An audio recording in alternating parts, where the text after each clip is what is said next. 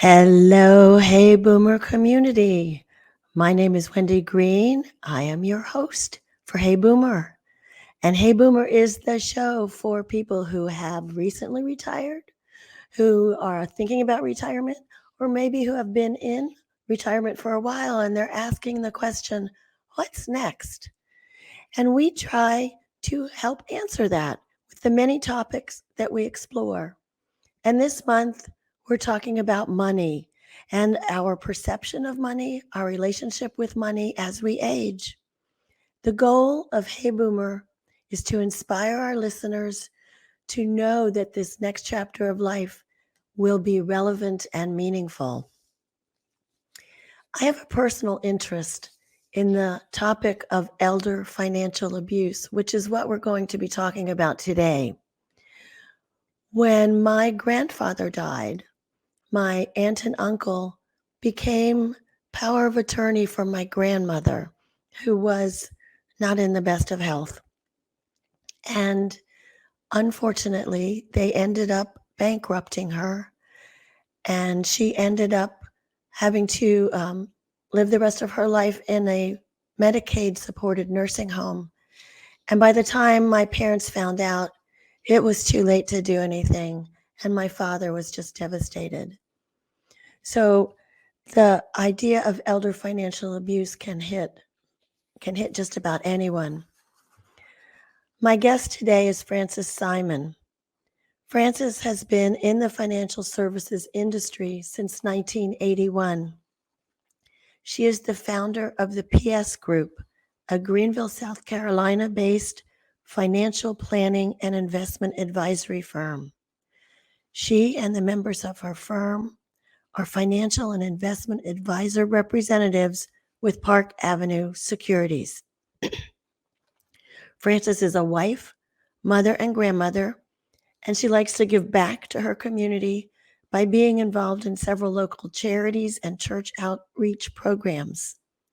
She enjoys discovering new places and traveling with her husband.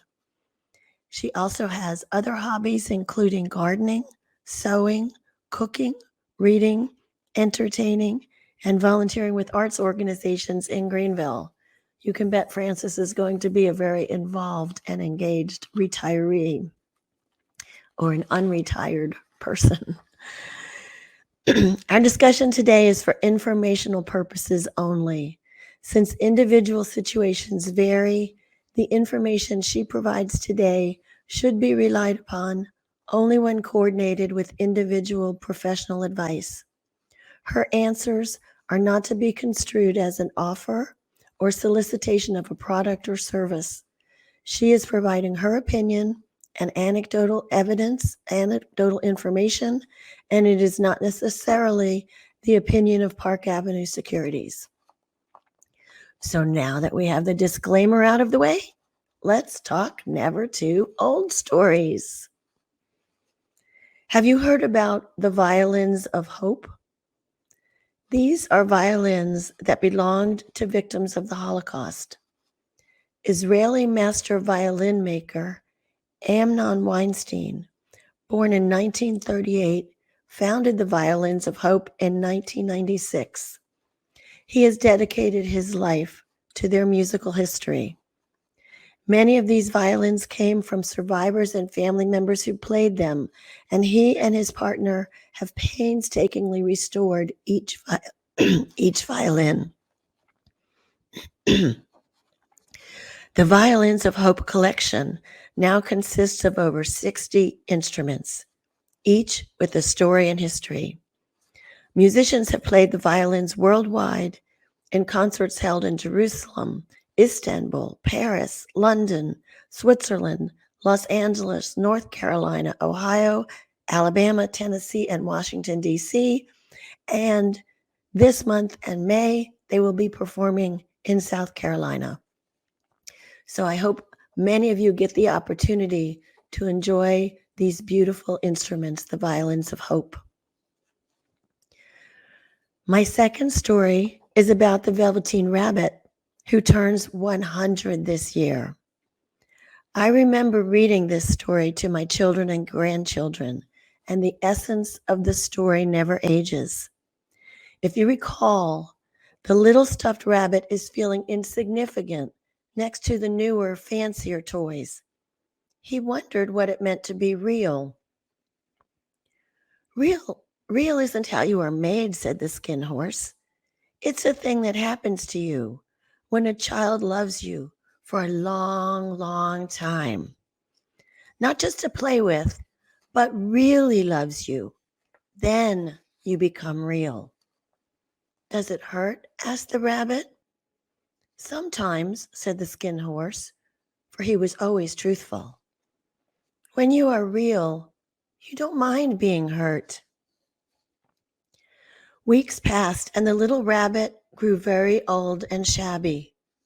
But the boy loved him just as much.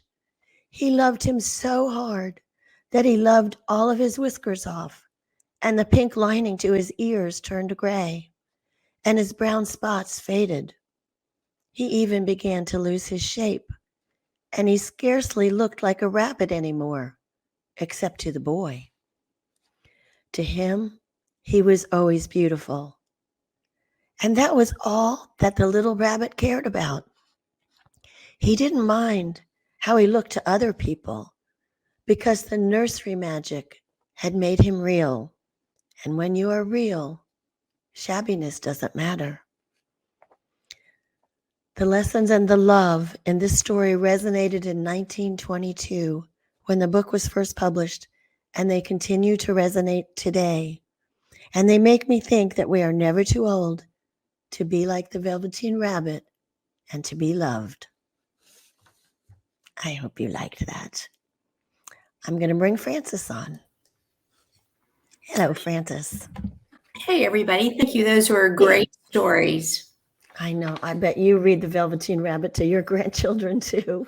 Yes, and I was a violinist as a kid, so Wow. and So I'm going to hear Violins of Hope on May 4th. Oh, awesome. Good. So they both resonated with you. That's Yeah, wonderful. absolutely.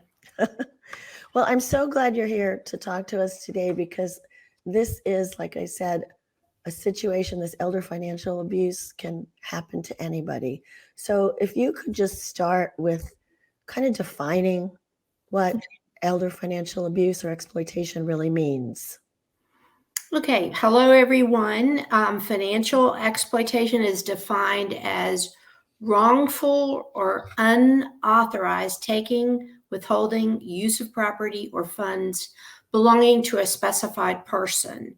With the elder portion of it, it can be any vulnerable adult who has a physical or mental impairment, but it is persons who are 65 and older.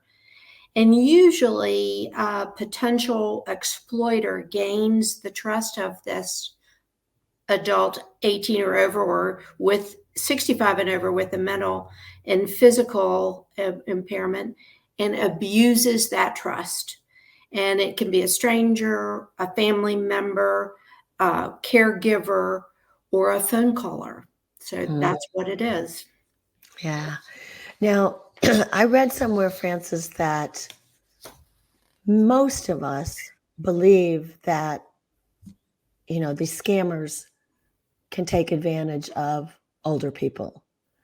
But many of us think we're too smart for that it's not going to happen to us.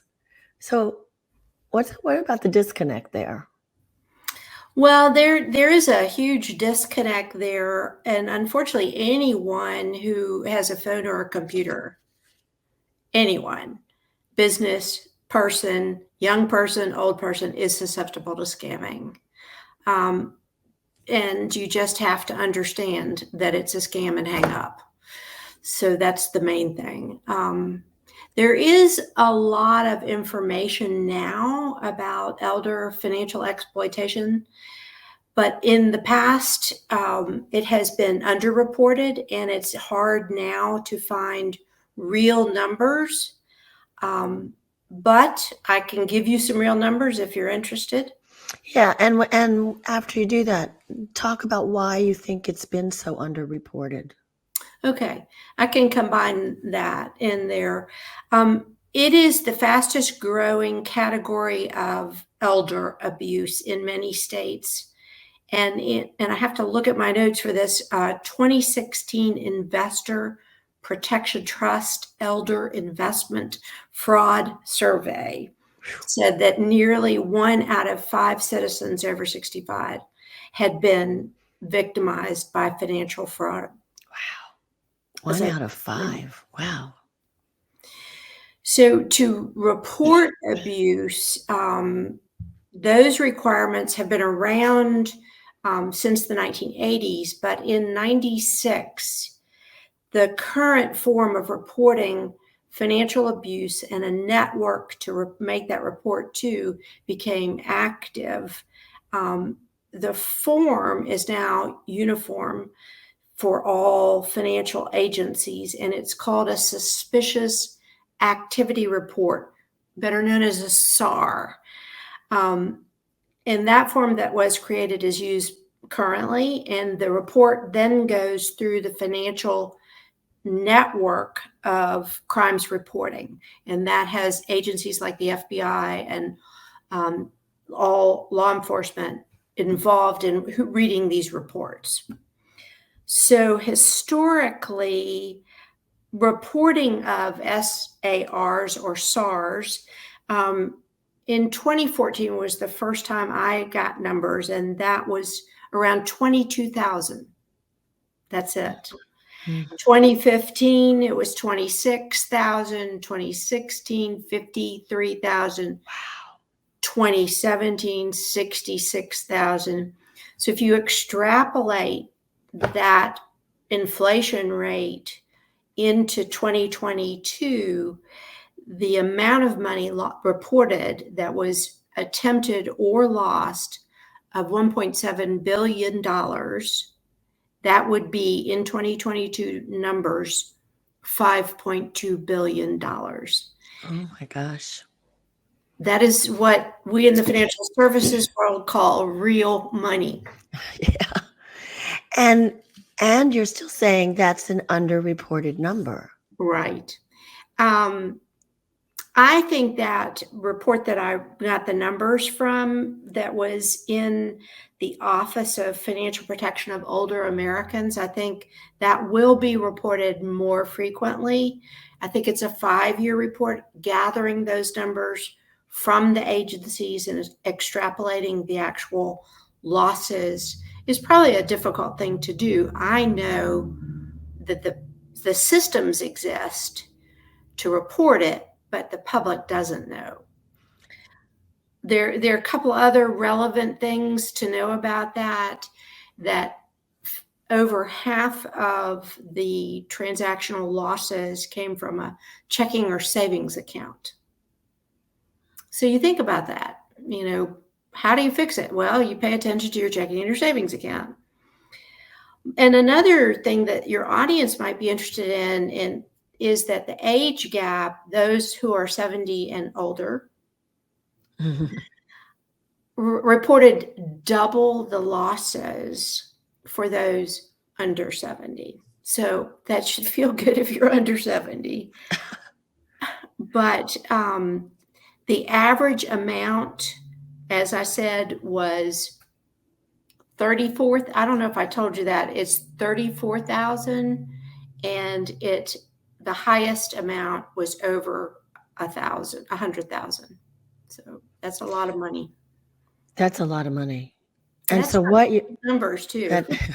And so what you're saying is that part of the reason it hasn't, or it is underreported, is because people don't know how to report it. Financial people do, but someone like me, you don't know how to report it.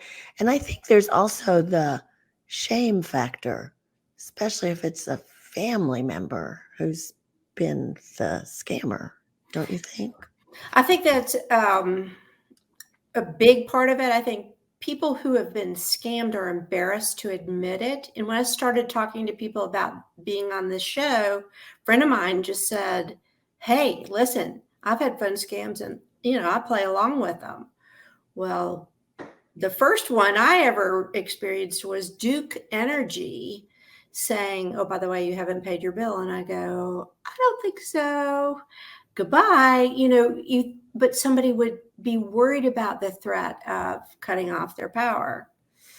The other thing is the fear of retribution of the abuser. Oh, I bet that's a big one. Yeah, talk about that. Well, if it is a family member or a caregiver and they are very controlling, if they talked with another family member, they might be afraid that they would be hurt more or be physically abused. I think what can overcome that is the understanding that you can recover your loss and you can be better prepared for the future of a loss. So anyway, I think the SARS are important. I think knowing about it is very important. So, what do some of these abuses look like? What does the abuser do to take advantage of this elderly person? Well, primarily, I mean, I can give you specific examples. Primarily, the caregiver wins the trust of an elderly person and starts to pay bills for them. And of course, they want to be paid themselves, and they can be honest, great people that need to be paid. But instead of asking for help from a child or a neighbor or someone that they trust, they go ahead and say, let me take over your banking, or let me write the check out and you sign it. And then they get access online and go from there. So that is a very common thing. So Yeah, I know one scam that happened to my mother that fortunately she averted, but she got a warning on her computer that it was infected.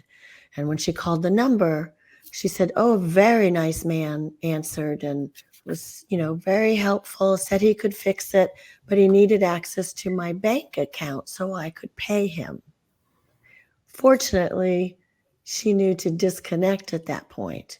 But as you said in the beginning, many of these elderly people that are taken advantage of have some kind of mental or physical disability as well. So, what are some of the things that can be done to protect ourselves and our elderly parents from these kinds of things? I think the responsibility of a financial advisor is to know your customer. That is one of the rules of having accounts with a financial advisor, is to know your customer. Part of knowing your customer is that you want to keep them, so you want to know them. And as they get older, you want to know who their family is and what their plans are. And generally you do. We at our firm, and banks also do this, add trusted account persons or trusted contact persons. And we do this every time you open an account. Do you want to have a trusted account person? So do you want me to speak about that?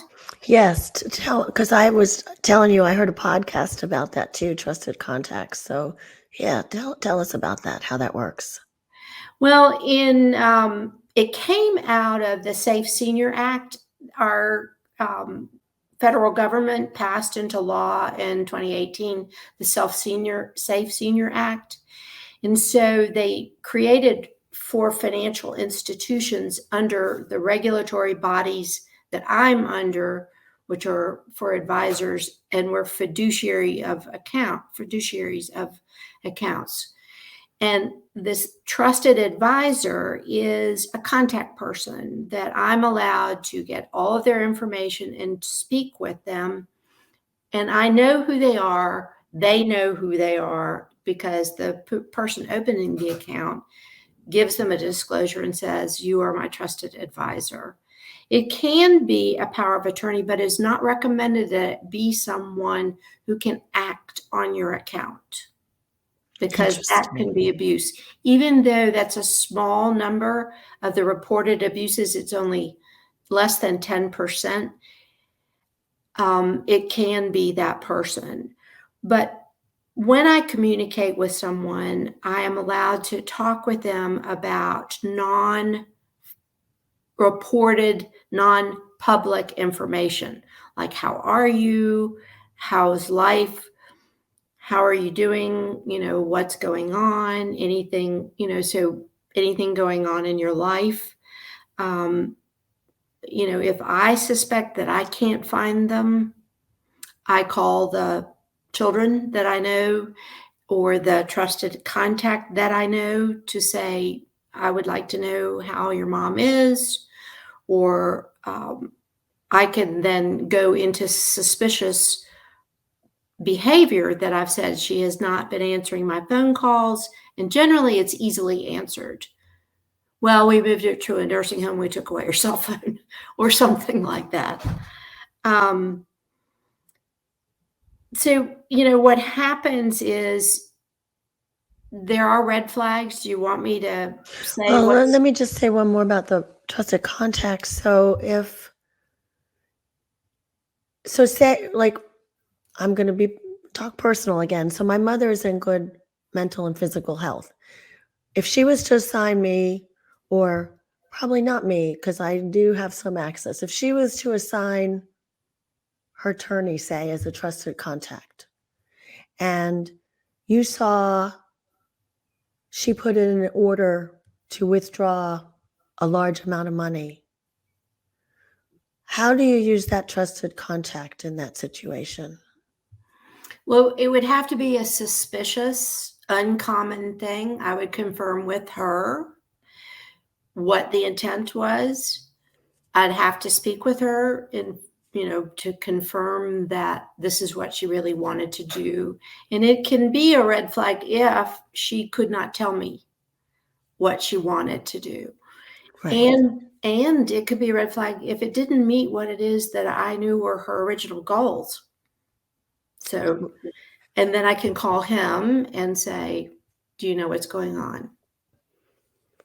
Right. And as a trusted contact, then he can't say, don't do that or do that. He would then reach out to her or to one of the children and say, is this reasonable that your mother's trying to do that? Is that right? Right. Yeah. So they really don't have any power except to try and check in. Right. And when it is a power of attorney, or if you have children, more than one, like in your mother's situation, if she has 5 children, one can be power of attorney. One can be alternate power of attorney, but 3 could be the trusted contacts. Okay. Yeah. And it seems like that would make a lot of sense to have that set up early while you're still healthy. So Right. if you should need it. Okay. All right. Great. Yes. Now I do want to hear about some of the red flags. Well, the basic red flag is that a person is unable to understand financial concepts, simple financial concepts. You talk to them about something and they just don't get it. Now, people in the world of money tend to talk in another language. So you have to already communicate in a level and get verification that they do understand. So it's very common that we have to make sure that people understand the financial decisions that they make. And if there's simple ones that they're not getting, that's an alert. Sometimes they can be erratic. Sometimes they can call you more frequently than usual and not really remember. Memory loss is another.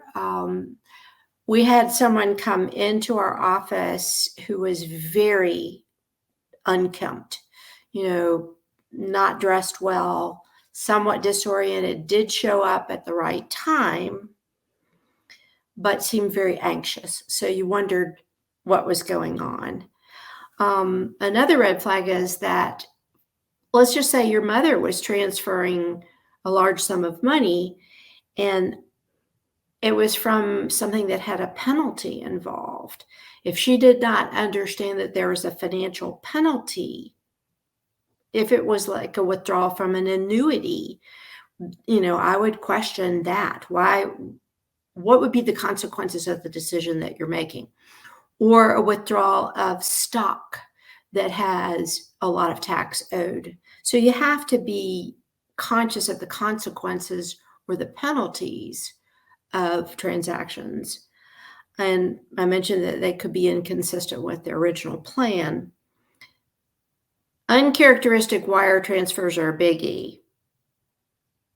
There also are deposits to their accounts. If you're seeing large deposits, you need to confirm those because of money laundering. Huh. And a caregiver could be money laundering and make deposits on a regular basis because someone's not aware of it. Interesting. I never thought about that one. Yeah.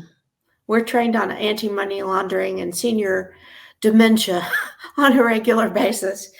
But then the other thing is I want to change my beneficiary, or I've changed my will. I'm cutting out Wendy. She's gotten to be too much trouble. Or I've changed my healthcare directive and I don't want Wendy involved or something like that. So those are red flags. And at that point, is that where you would also again reach out to that trusted contact? Yeah. If it's you that she's changing, I would call you. Right. And banks also have certain responsibilities to notice suspicious activity on accounts. Isn't that right? That's correct. They are under the same SARS reporting through the FinCEN network. And I did pull out a statistics. It's financial, it's depository institutions. So they're depository institutions. Those include banks and brokerage firms. But then there are these money services business like Western Union and people that send MoneyGrams through Western Union or convert cash.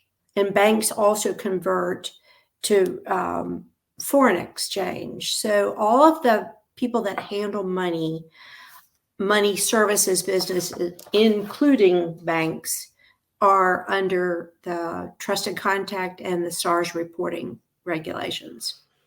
So what would a normal average person, normal is a big word, what would an average person do if, say, their mother had a caregiver, but they're out of state, so they're not there seeing what's going on, but they have suspicion that something is not right? What would just an average person do to check into that and to report something like that? So you should make yourself known, or an average person should make yourself known to the law enforcement in that community. And if you're like Greenville, we have the Appalachian Council on Aging. So look up who their resources are for seniors, and they can give you some guidance on what to do in reporting that, because you have to gather your information before you actually make a report. I would think so. And I'm not sure exactly where I wanted to bring this up in our conversation, but there is this thing that happens that people are not cognizant of, but it's called isolation.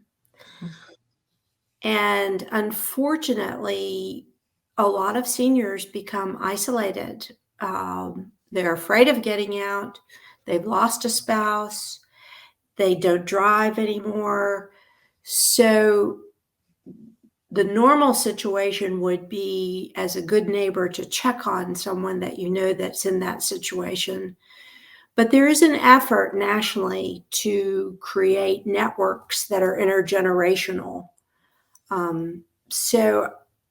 Recently, I have been working with a client who's local, who's in her 90s, and she has an only child who lives 7 hours away. And I have inquired, I mean, that's her trusted contact and all of those things, and she's very involved in her life. But I've been asking her about her friends and her friend network and her church network and who checks on her every day, and stuff like that. She does drive, but not much.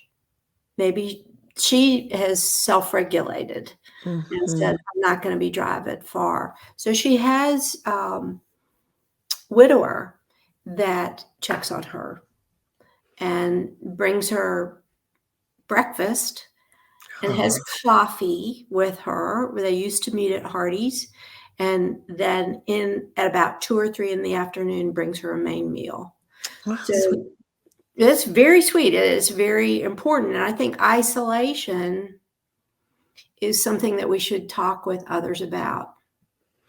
Yeah, so particularly if you have a family member out of town, what you're saying is make yourself known to law enforcement, find out who's the council on aging or senior support, and get to know the neighbors.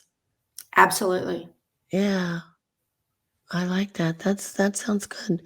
So, at the beginning of this month, one of our guests, we talked about having those difficult money conversations about wills and inheritance and medical directives and all of that.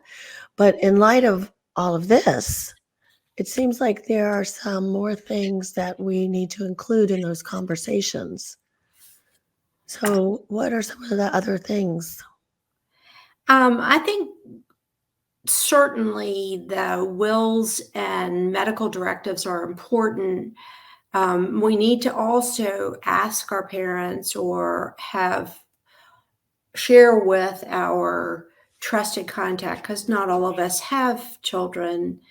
Um, I have boys, so that might be more difficult than people with girls, because girls tend to listen. But you need to know about what their wishes are for emergencies. Like, who would you prefer? What hospital would you prefer to go to?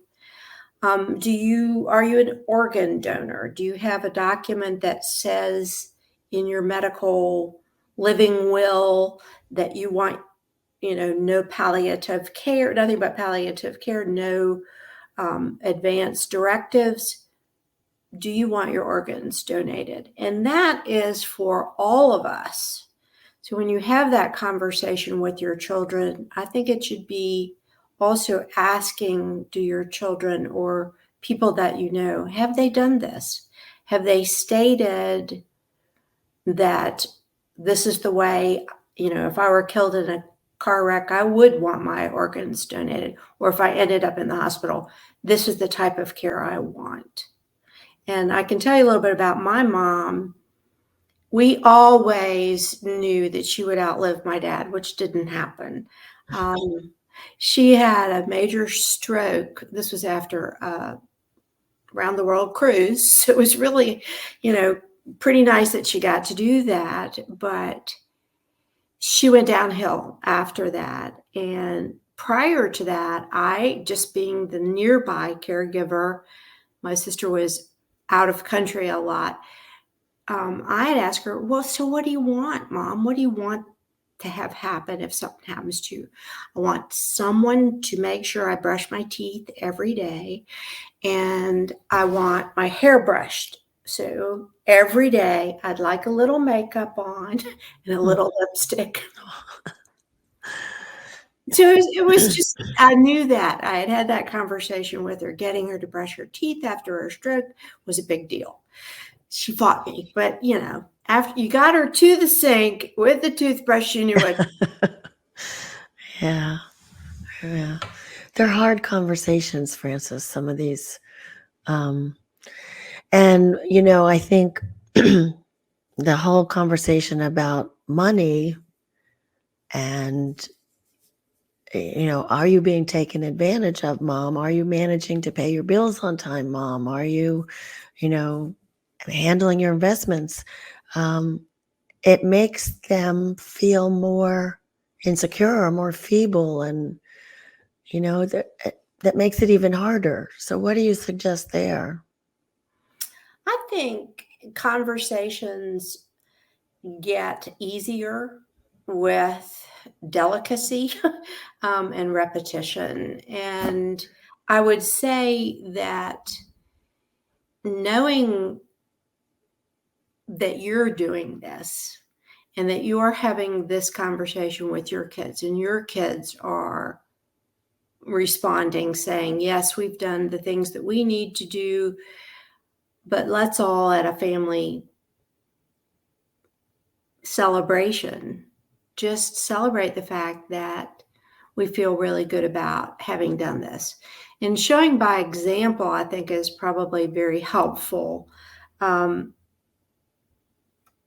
I mean, my parents had me nearby. I made sure that they were in good shape. My sister, on the other hand, wasn't. She didn't ever want to admit where she was financially.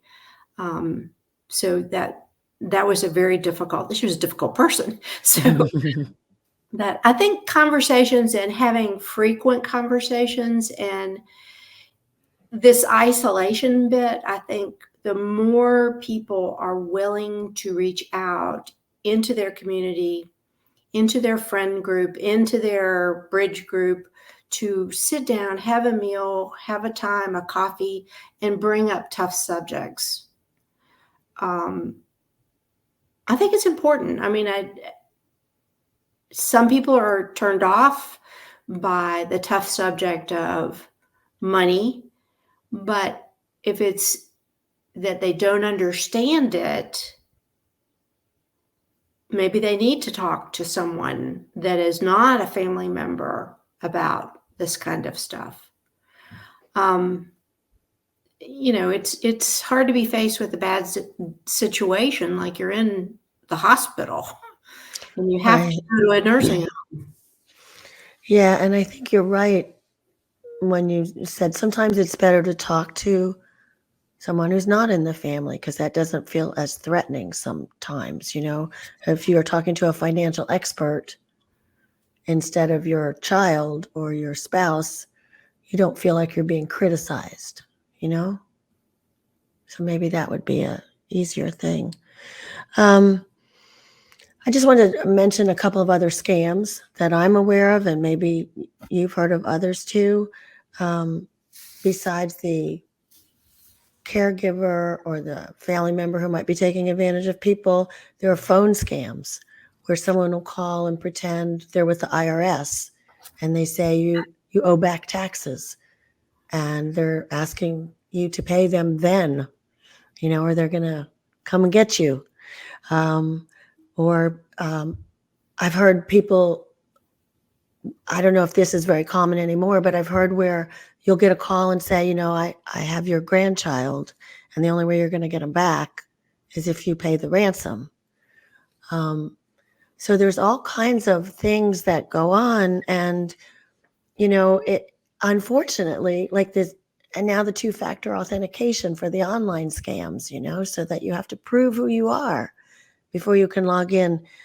I mean, unfortunately, there's all these things, and it makes it harder for those of us who were raised in a more trusting time, So I'm just thinking about how do you raise the awareness? Shows like this, I guess.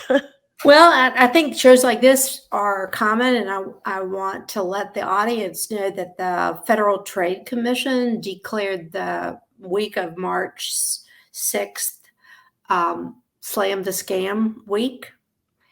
And they had so much information on their website about it. And they had agencies create podcasts like this throughout the week on various subjects. The Social Security imposter one is a big one. And they did those they took a whole day and they reported those on March the 10th. So all day long, just a few weeks ago, they had Slam the Scam Day, and they reported on those in Spanish and in English. So that's an opportunity to, if you're having Bridge Club, or if you're in a quilting bee or whatever, to just say, look, I was listening to this. You want to listen to it? I can turn it on or put the link on your phone or something like that. But they also straight out of the box said there are ways to recognize scammers that all of us should know.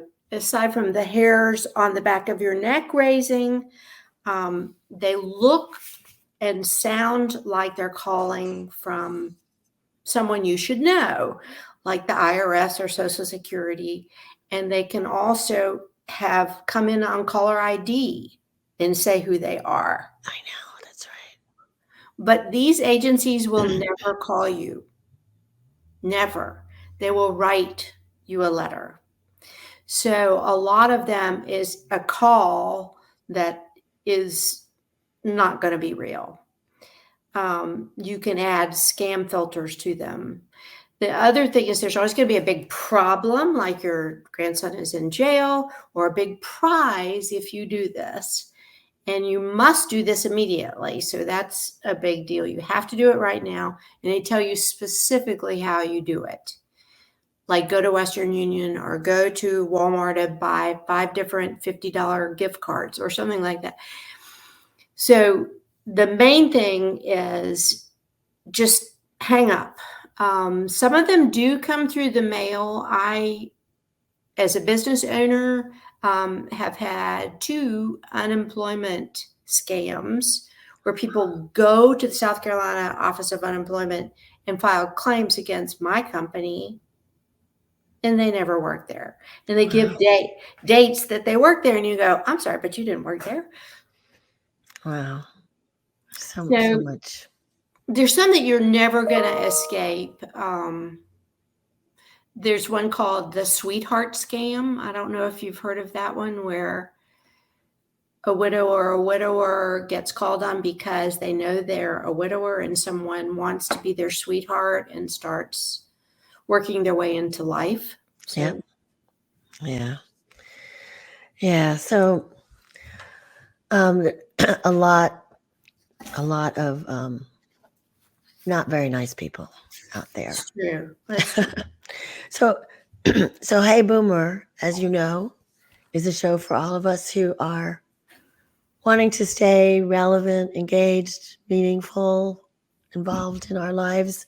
And, my goal this month, talking about all these different money things, is to help people feel more intelligent and financially secure and less stressed about some of the things that can come up in financial situations.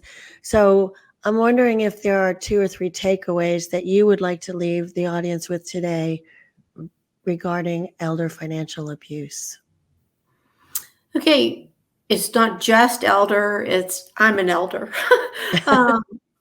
But be intentional about getting your financial house in order. It's extremely difficult to do that, but every January when New Year's resolutions come around and you know that you have put off doing a new will since your husband died or checking in on your documents, make a plan for the tough times. And if you, like I do, know that organ donation is something that you want, make sure that that's in there. But at the same time, during this year, put a fun thing in it so that the beginning of the next year at New Year's resolution, you can say, yes, we did our updates on our wills and we did get to go to Mexico or something like that. So I would say be intentional, put the good, reward yourself. Get this tough stuff done, but also reward yourself. Another very important thing is be organized in your living space. Show your children where things are, because if there is a medical emergency or you should die, you don't want to leave your children the inheritance of a big mess in your house. I think that's just too hard. I mean, having done that when my dad passed away before my mom, it was February, and I knew he had to do taxes for that year. So I sat in his den and I said, okay, where's the stuff? And bless his heart, he had gathered it already and it was in a folder. So it was easy to do. So be organized. Let your family or your emergency contact person know where stuff is in your house. And then the third and the most fun thing that I have done is to write a letter to my children. And I've written more than one, but I put it at the top of a memento box.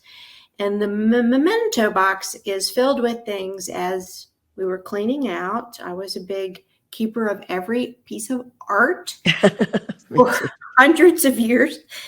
So I selected the things, and each child, each son has a box that slides under my bed, my guest bed, with their name in it. And on the top of it is a letter to them.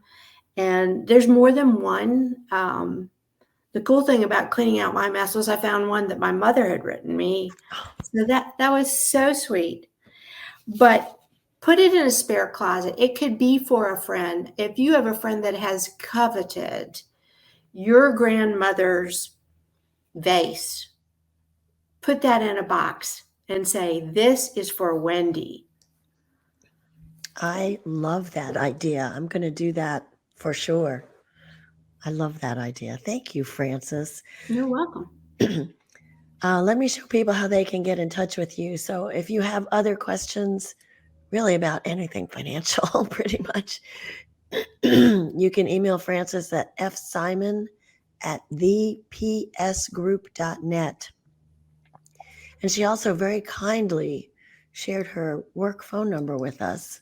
So you could actually call and leave a message there at 864-373-7201. Frances, this has been, the way you explain things is easy to understand. It's not like your typical money manager where you're like, what the heck? So I appreciate that about how you shared with us. Thank you. So I hope that all of you have found the month of April to be interesting and useful as we've talked about financial things. And we're switching gears in May. We are going to be talking about health, and I have a great lineup. We're going to be talking about relationship health, physical health, emotional health, and mindsets. And my first guest is a woman named Dr. Barbara Kaufman. She's a licensed psychologist and a comedian. What a combination, right? Barbara and I will talk about the importance of friendships between mothers, daughters, and girlfriends at every stage of life. And you can be sure this is going to be a fun and meaningful conversation. I'd like to remind you that if you like what we're doing, you can support the work that I'm doing here at Hey Boomer through the website buymeacoffee.com/HeyBoomer0413. April 13th was when I started the show 2 years ago. You can also always email me, ask any kind of questions, tell me if you want to be part of our Hey Boomer What's Next group. Email me at wendy@heyboomer.biz. And I want to thank you all for joining us today and being part of the Hey Boomer community. And I want to remind you also to live with passion, live with relevance, and live with courage. And remember that you are never too old to set another goal or dream a new dream. My name is Wendy Green, and this has been Hey Boomer.